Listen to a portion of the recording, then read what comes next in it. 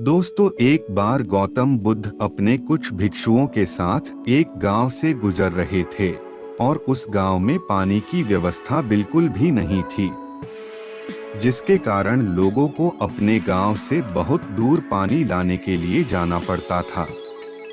उस गांव के निकट ही बहुत बड़ा मैदान था, जिसमें बहुत सारे छोटे छोटे गड्ढे खुदे हुए थे।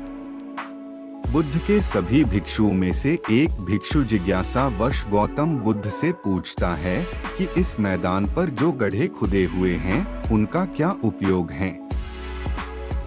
अपने भिक्षु का प्रश्न सुनकर बुद्ध मुस्कुराते हैं और कहते हैं कि मेरे प्रिय भिक्षु, इस गांव में पानी की बड़ी समस्या है और इसीलिए इस गांव के लोगों ने पानी की खोज में यह छोटे छोटे गड्ढे खोदे हुए हैं।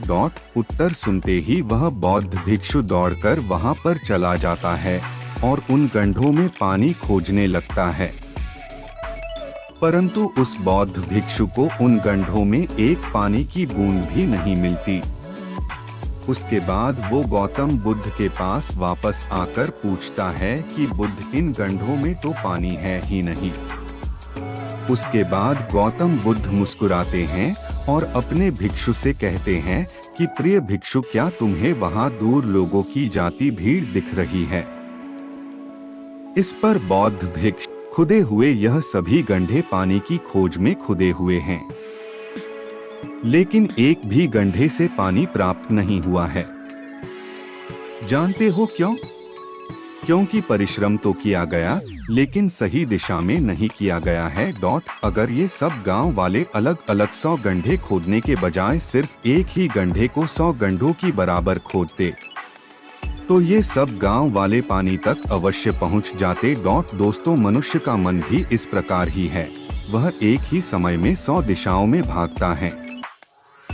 अगर मनुष्य अपने मन को एक ही दिशा में लगाए तो वह अपने लक्ष्य तक जरूर पहुंचेगा, परंतु बहुत ही कम लोग कहता है कि हाँ, बुद्ध में देख सकता हूँ। इसके बाद बुद्ध कहते हैं कि वे सभी लोग इस गांव से बहुत दूर एक नदी है, वहां पर से पानी लेने के लिए जा रहे हैं।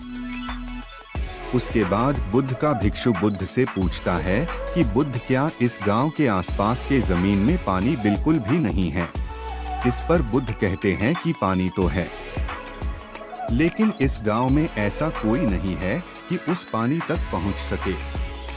इसके बाद बौद्ध भिक्षु कहता है कि मैं कुछ समझा नहीं बुद्ध।